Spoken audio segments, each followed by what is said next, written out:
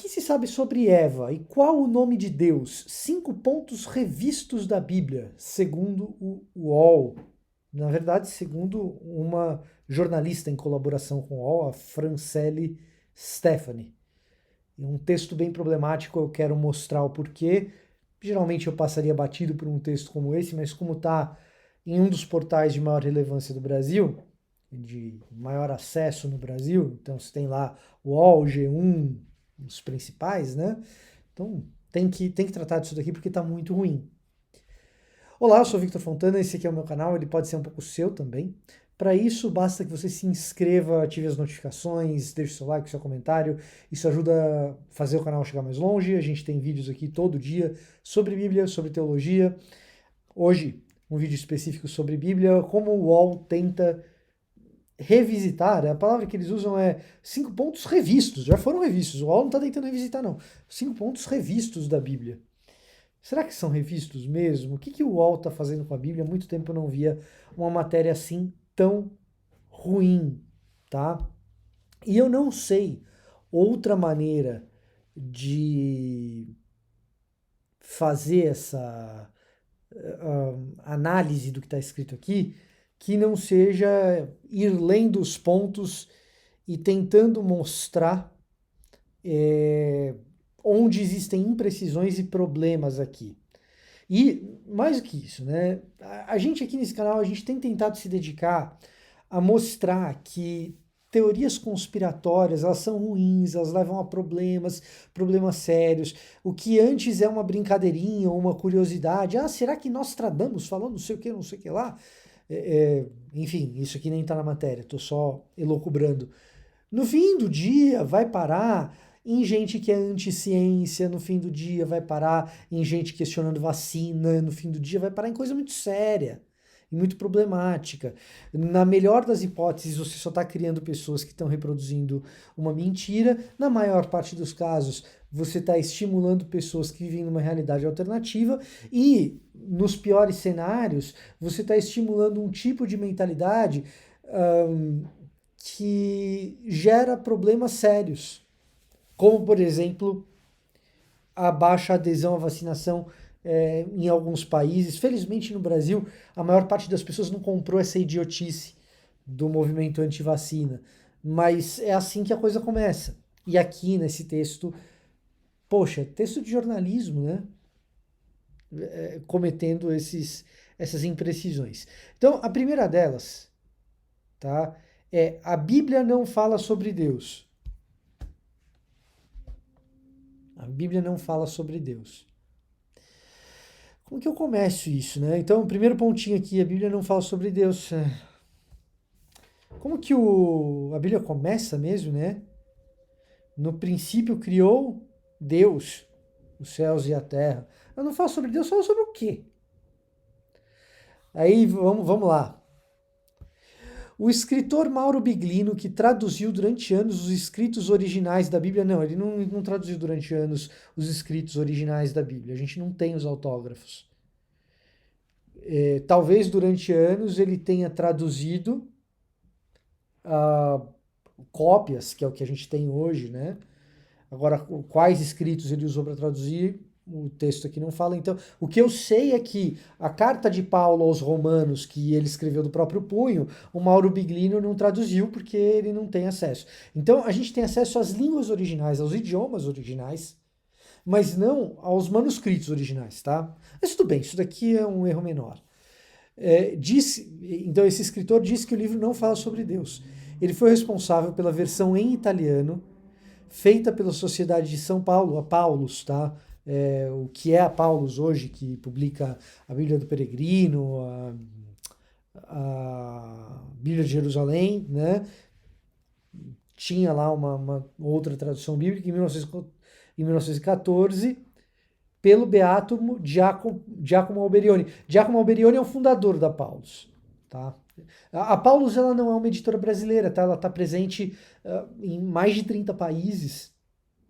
E o Giacomo Alberione é um cara que foi, dentro da Igreja Católica, um cara que fundou a Paulus, que é um conglomerado de comunicação, um conglomerado católico de comunicação. e que tem como missão, entre outras coisas, imprimir e publicar versões do texto bíblico. Então, o Mauro Biglino foi o editor, né, responsável pela versão italiana da Paulus, uma tradução bíblica aqui, né? 30 anos depois de ter começado seu trabalho, ele publicou A Bíblia Não é um Livro Sagrado, no qual defende que a Bíblia não é aquilo que habitualmente se diz. Conta uma outra história, não se ocupa de Deus. Qual história? A matéria não diz, tá? Segundo ele, a questão é apontada por outros profissionais. Que profissionais? Que não têm coragem para falar oficialmente sobre isso. Isso é teoria conspiratória. Eu tenho uma verdade, ninguém mais tem, tá todo mundo sabendo, mas está por trás das cortinas e ninguém vai te falar. E isso é teoria conspiratória.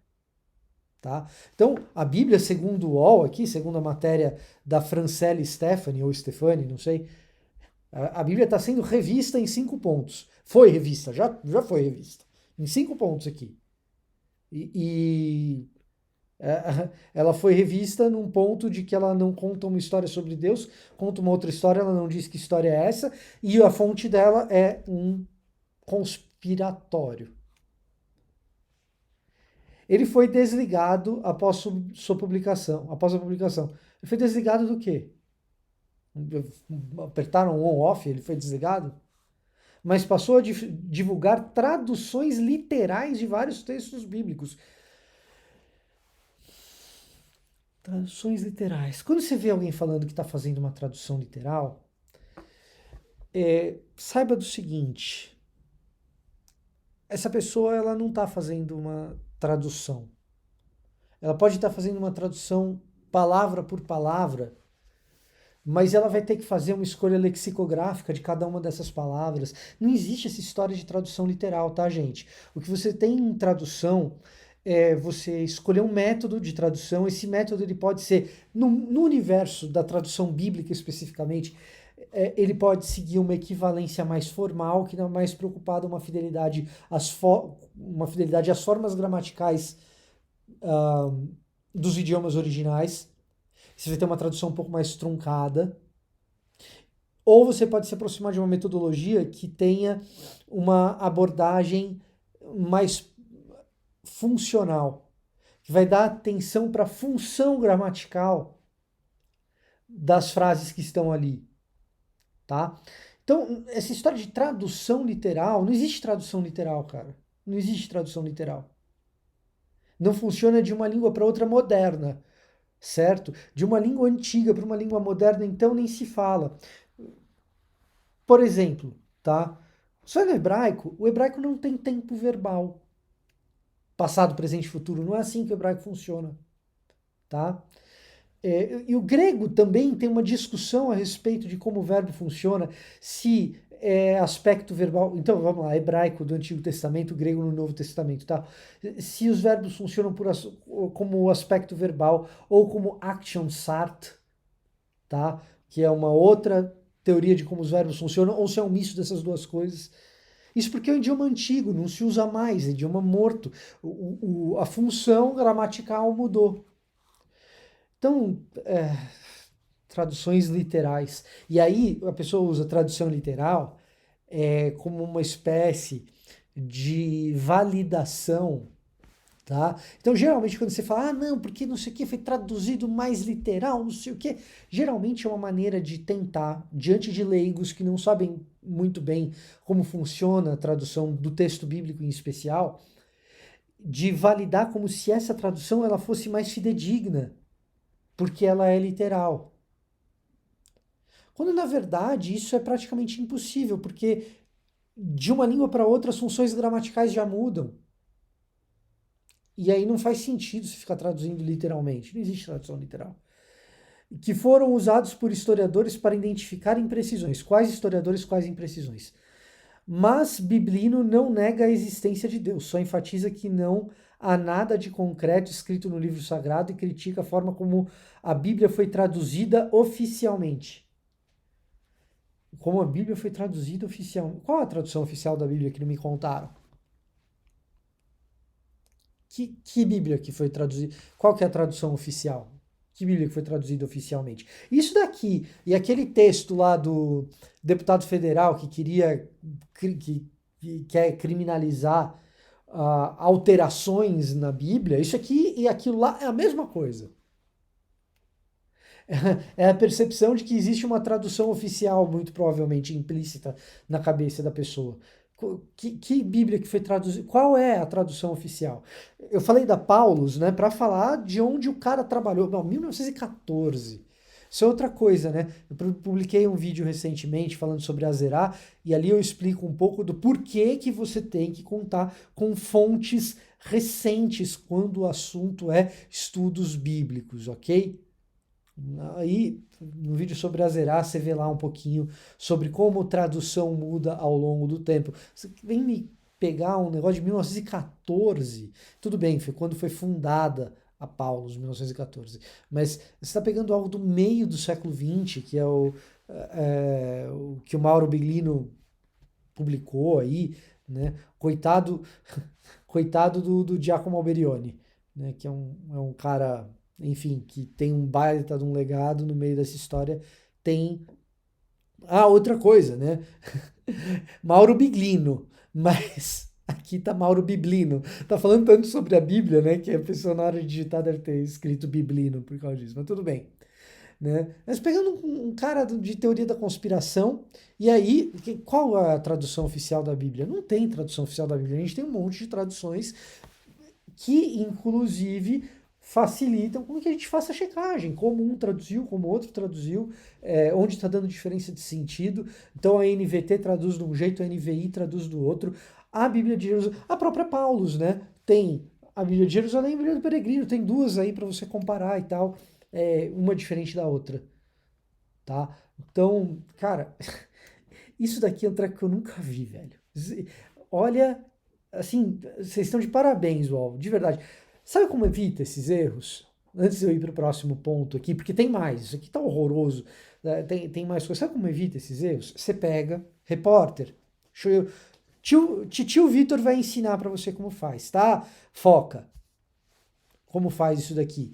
Você pega, você vai na plataforma Lattes. Escreve com 2 T's, plataforma Lattes, tá? Lattes. Tem um mecanismo de busca lá.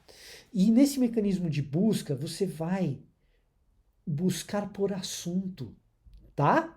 Você busca por assunto e você vai. Cara, a plataforma Lattes é maravilhosa em termos de qualidade de busca. Quando você busca por assunto, os primeiros resultados vão ser os pesquisadores que publicaram mais a respeito daquele assunto. Olha que coisa incrível. E aí você vai lá na plataforma Lattes, vê que você está escrevendo uma matéria sobre um determinado assunto, você vai lá na plataforma Lattes, digita na busca por assunto, vai aparecer os principais acadêmicos, estudiosos que publicaram bastante sobre esse assunto em revista acadêmica, que tem um currículo Lattes bom, certo? E você vai clicar no nominho desses caras e vai ver onde eles estão dando aula. Se o cara está dando aula na USP, na PUC de São Paulo, na UFRJ, eu não estou falando para você procurar um religioso como eu, não, tá?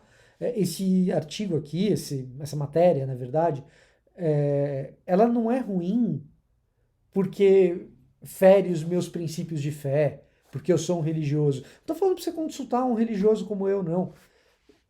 Vai consultar um acadêmico, porque o problema aqui é técnico, tá? Vai criando concepções equivocadas a respeito do texto bíblico que são terríveis e a respeito de outras coisas, porque se a qualidade numa publicação. Cara, no caso do UOL, qual que é o seu nome? Francelli. Tem um cara que é colunista do UOL, que é dessa área. Manda lá um e-mail para o Reinaldo José Lopes.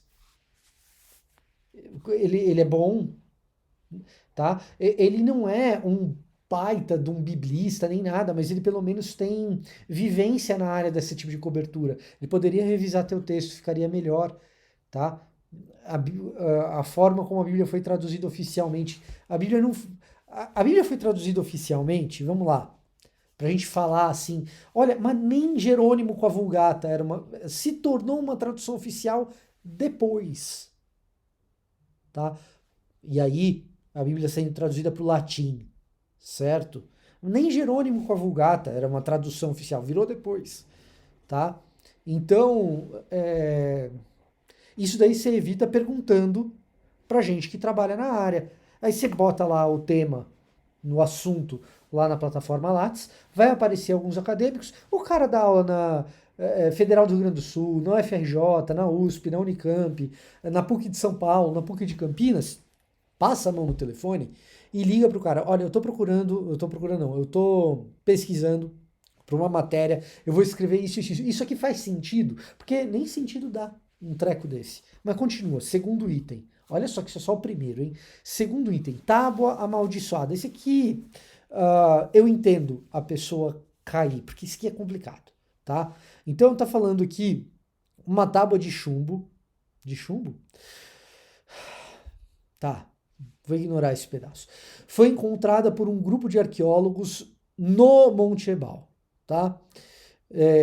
Uma das duas montanhas no norte da Cisjordânia, próxima à cidade bíblica de Siquém, atualmente Nablus. Ok, tudo bem. Ela está sendo chamada de amaldiçoada e pode conter pistas sobre o verdadeiro nome de Deus, quando a Bíblia foi escrita e quem foram os responsáveis pela criação do livro mais famoso do mundo.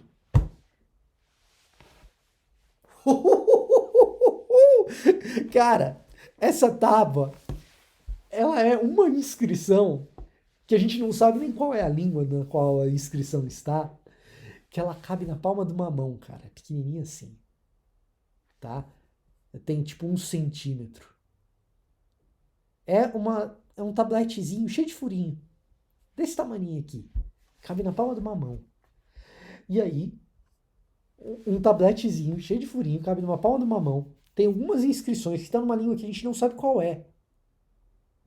Possivelmente tem ali alguma semelhança com algumas línguas semíticas, tá? Olha o que ela traz, hein? Olha o que esse pedacinho de pedra, um pedregulhozinho traz. Pistas sobre o verdadeiro nome de Deus, quando a Bíblia foi escrita e quem foram os responsáveis pela criação do livro mais famoso do mundo. Cara, olha só, os responsáveis pela criação do livro mais famoso do mundo. Vamos começar por essa afirmação, tá?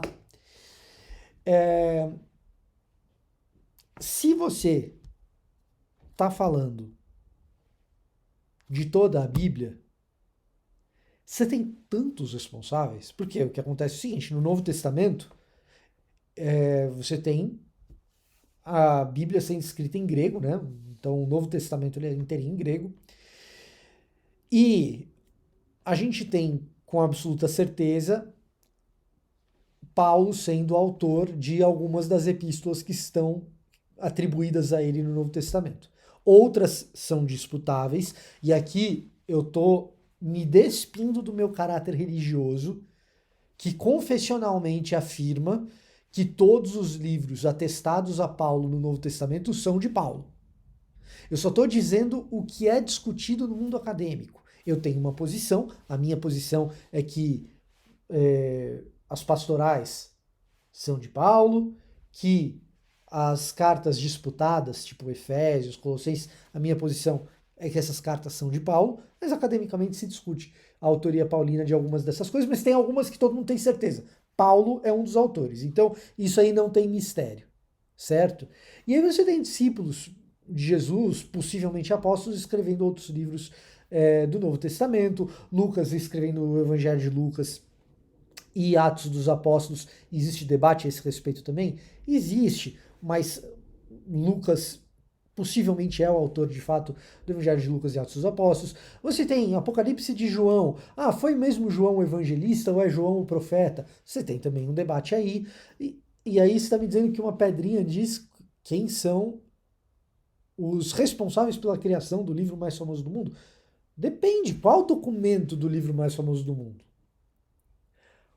No caso do Antigo Testamento, se você vai trabalhar aí com a Torá, cara, é uma discussão enorme que é possivelmente fruto do trabalho de muitas mãos ou trabalho da mão de Moisés e depois alguém terminou depois que Moisés morreu, mas é outra discussão dessa. Você está me dizendo a pedrinha resolve essa...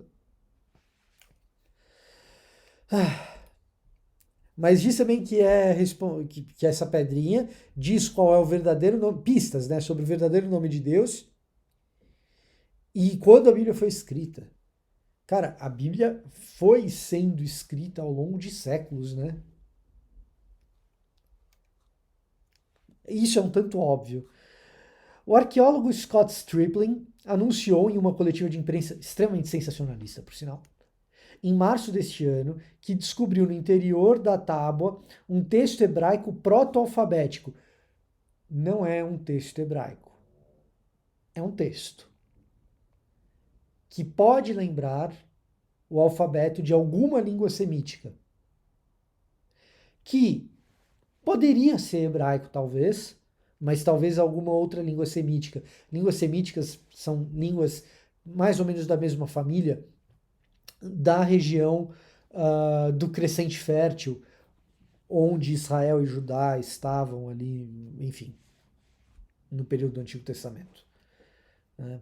Então você tem outras, você tem o Hitita, você tem o Moabita, você tem escritas cuneiformes como o Garítico, você tem Acadiano, você tem Sumério Antigo, que é mais antigo que todos esses, enfim.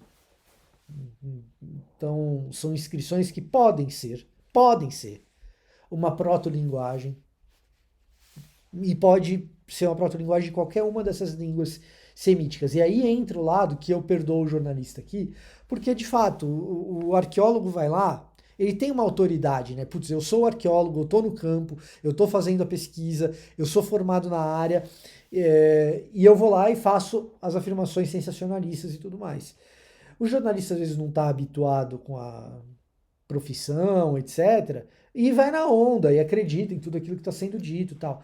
Só que assim, tem vários procedimentos comuns no campo da arqueologia que nesse caso aqui não foram seguidos, como por exemplo, você disponibilizar pelo menos as imagens do que você obteve em alta resolução, bem feitinho, para outros estudiosos poderem ver aquilo que você está afirmando. Você chamar para o sítio arqueológico outros estudiosos que não fazem parte do teu grupo de pesquisa, para eles olharem e verem e atribuírem ali, de fato, alguma confiabilidade naquilo que está sendo afirmado. E várias coisas que, nesse sentido de publicação, que precisam seguir algo para serem divulgados, não foram seguidos.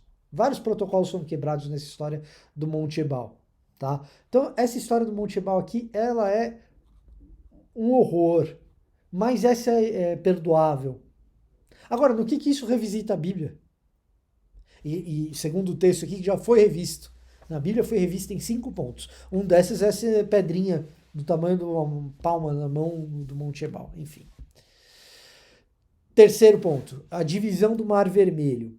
Um trecho famoso da Bíblia é quando Moisés brada seu cajado, estende a sua mão sobre o Mar Vermelho, vendo o povo hebreu sitiado pelo exército de Ramsés II, que também é discutível qual é o faraó no período de Moisés, o livro de Êxodo não diz, a gente tem que reconstituir de alguma forma tentando estimar qual foi a data. Então Ramsés II é uma hipótese. O vento oriental, conduzido por Deus, divide as águas e abre-se uma passagem em terra seca. O milagre já foi contestado pelo professor Carl Drews, do Departamento de Ciência Atmosférica e Oceânica da Universidade do Colorado. O livro Between Migdol and the Sea, tradução livre, Entre Migdol e o Mar, Cruzando o Mar Vermelho, e na revista científica PLOS ONE, em artigo de 2010, em parceria com Wei Qin Han. Segundo ele, o movimento descrito pela Bíblia não é um milagre, mas um efeito atmosférico.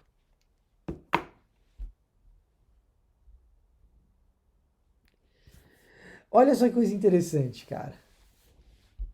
Olha só que coisa interessante. Então tem um efeito atmosférico capaz de dividir o mar em dois. Então não é um milagre.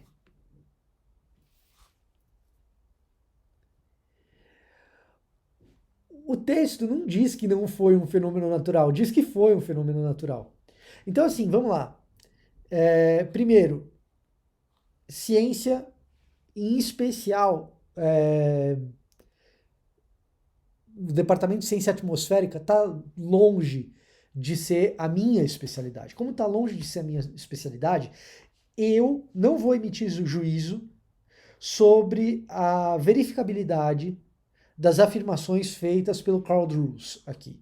Mas digamos que ele tenha de fato chegado a essa conclusão e que os pares tenham revisado, todo mundo tenha olhado e falado, realmente é possível um vento bater e abrir o mar. Ora, não é exatamente isso que o texto diz?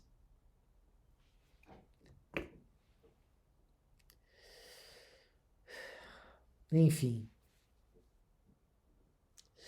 Ele trouxe uma série de evidências históricas e científicas sobre aquilo que está descrito no Êxodo. Cara, se você está trazendo evidências históricas, eu nem sei se essas evidências são de fato verificáveis ou não, tá?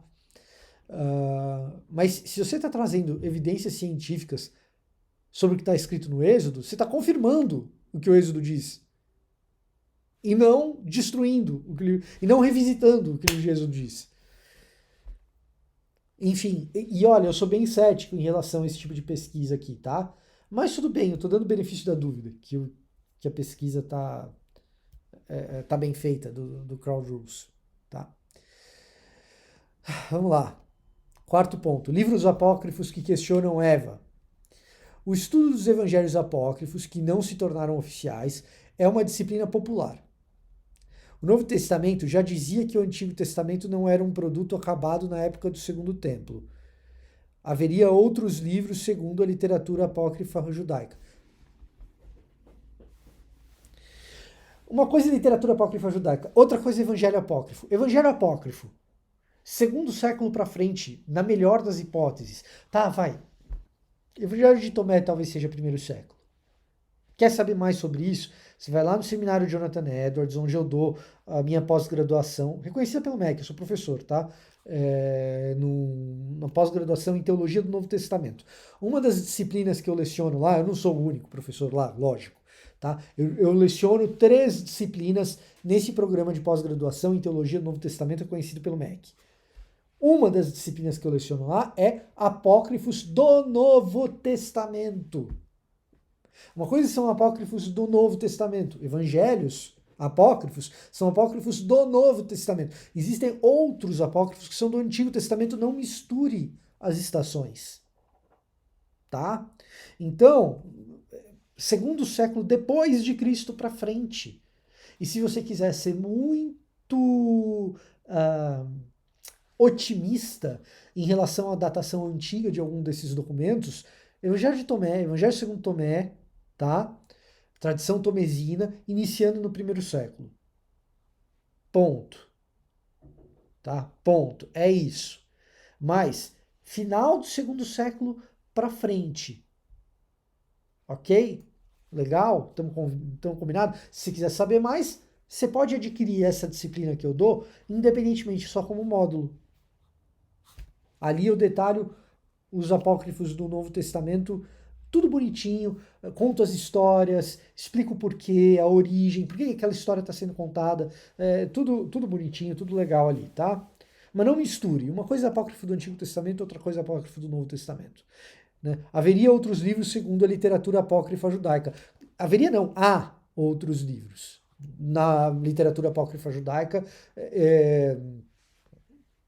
que são do período que a gente chama de período intertestamentário. Certo? O apóstolo Paulo cita algumas vezes, o Evangelho de Mateus também traz, não sei o que, blá, blá, blá, né? Menções a livros que seriam apócrifos do Antigo Testamento. O livro do escritor mexicano Gustavo Vázquez Lozano, intitulado Os Apócrifos da Bíblia, revela documentos que falam sobre a vida ou as declarações de Jesus que não se tornaram parte do livro sagrado. Deixa eu te falar, não revela nada não, tá? Os apócrifos, eles estão disponíveis aí para quem quiser consultar e ler. Basta ler os idiomas nos quais eles foram escritos. E muitos deles já estão traduzidos para o português. Você vai na Amazon e compra. A tradução portuguesa é boa? É mais ou menos. Alguns são muito bons, outros nem tanto. Tá? Tá lá, disponível, não tem nada escondido. O Vázquez Lozano não revelou coisa nenhuma.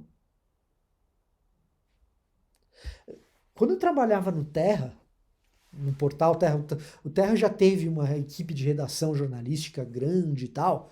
No manual de redação do Terra, proibia-se o uso do verbo revelar. Não usava. Por quê? Porque jornalista usa mal esse verbo. Esse aqui é um caso. Tá? Esse aqui é um caso. Eu ficava revoltado, porque eu sei usar, pô. Eu queria usar. Enriquece o texto. Mas lá era proibido. Era proibido. Enfim. Uma das histórias mais enigmáticas e populares derivadas dos apócrifos judaicos é que Eva não foi a primeira mulher criada por Deus. Seu nome é mencionado apenas uma vez no livro de Isaías, mas o profeta cobre a lenda com um véu de silêncio. Vamos lá. Ela está especulando Lilith aqui, tá? Se quiser, vai lá no meu vídeo sobre Lilith e assiste, você vai entender o que. Mas ela também não fala, ela está especulando Lilith aqui. Enfim, vai assistir seriado, moça. Ou moço também, que isso aqui talvez tenha se passado pela mão de outras pessoas, enfim. Vai assistir Lúcifer, praticar criatividade aí, estimular a criatividade. Isso aqui tá bom como peça de ficção. Mesmo hoje em dia, nem todos os ramos da igreja cristã concordam sobre quais escritos deveriam ser considerados canônicos. Isso é verdade, e quais são apócrifos, embora alguns textos apócrifos frequentemente tenham vínculos notáveis com os livros considerados canônicos. Esse parágrafo está impecável. Vamos fazer o seguinte, eu tenho uma sugestão para você aí no UOL, tá? Apaga essa matéria, deixa só esse parágrafo. Esse parágrafo tá bom. Tá? Então, na igreja ortodoxa tem um cânon, a igreja católica tem outra, as igrejas protestantes seguem um outro cânon, enfim. Tem N discussões a esse respeito, não é o tema do nosso vídeo aqui hoje, mas assim, tem coisa que a gente precisa simplesmente esclarecer. As contradições do escrito à mão. Vamos lá. Não é de hoje que as contradições são apontadas por estudiosos da Bíblia. Tá, tudo bem, não é mesmo. Desde o Iluminismo no século XVII,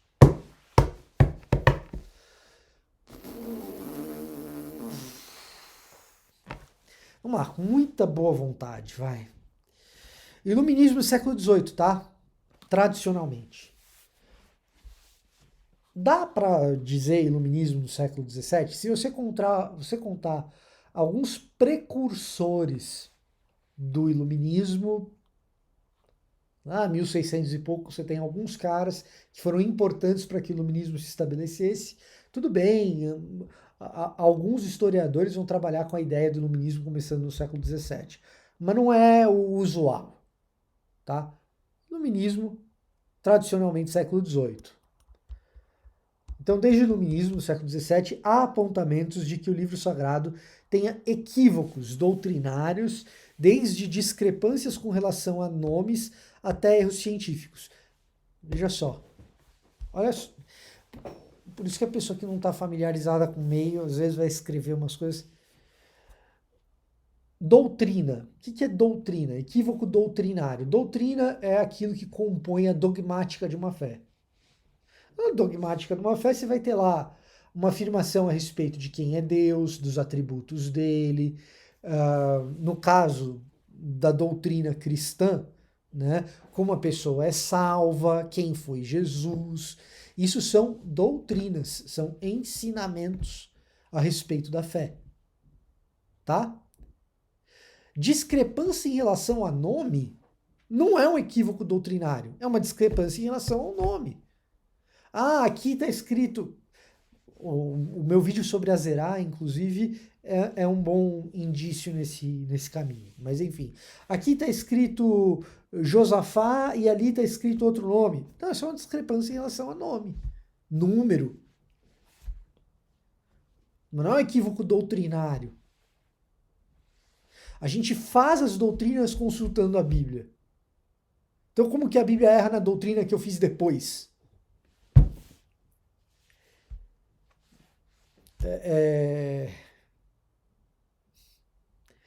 Método em teologia, Bernard Lonergan ajuda a resolver esse tipo de erro, tá? Vai lá ler Bernard Lonergan, método em teologia.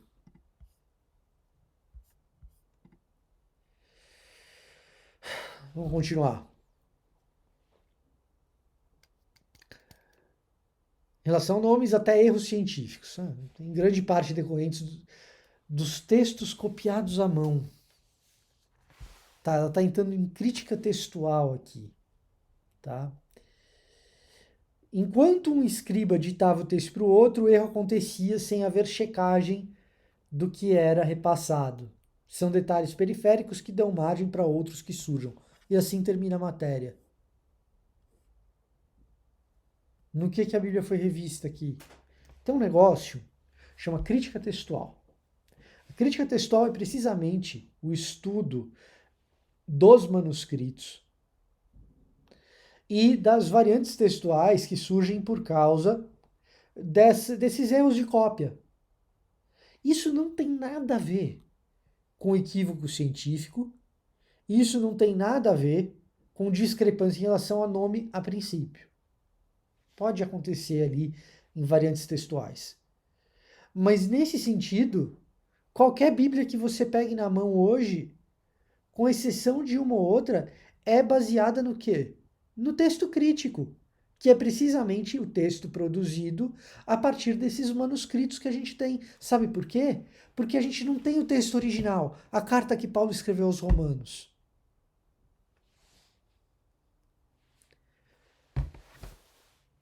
Isso aqui é um desabafo. É o pior texto que eu já li na vida. É o pior texto que eu já li na vida. Tá? É tanto erro técnico que, assim, de verdade, que texto é esse, cara?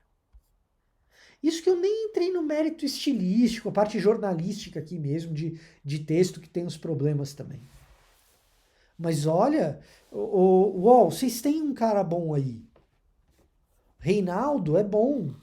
Né? Só deixa eu ver se eu não estou errando o nome dele. Reinaldo José Lopes, exatamente. Tá? Não sei se ele ainda está no UOL, deixa eu conferir, né? Ó, ele ainda é, né? Do colunista da Folha, que é parceiro de vocês. Consulta o Reinaldo, pô. Não precisa ficar com a minha opinião, não precisa da minha opinião confessional. Consulta o cara de vocês aí mesmo. Isso daqui tá terrível, tá ridículo. O pessoal tenta ganhar clique em cima da Bíblia, só causa confusão. É isso. Vou ficando por aqui, até a próxima.